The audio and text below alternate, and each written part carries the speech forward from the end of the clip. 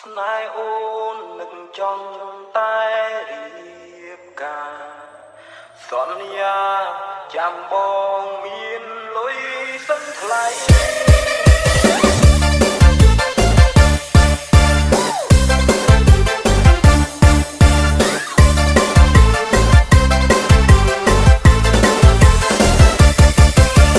មានប្រាក់រៀបការដេញកើតទេពឹងម៉ែពឹងឪគាត់មានតែស្រែនឹកស្រមៃចង់ខ្លាញ់ជាអ្នកមានដែរនឹងប្រាប់ឲ្យម៉ែចូលស្ដីជីវ៉ាវាស្រែកាន់ត្រូវប្រឹងឡើងថ្នោ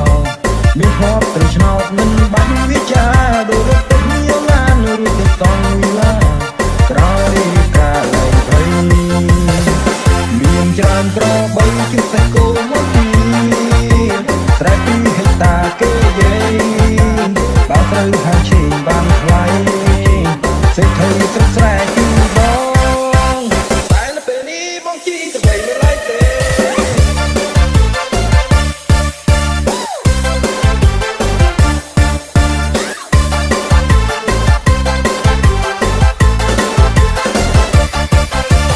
មានប្រាក់រៀបការដេញកើតទេ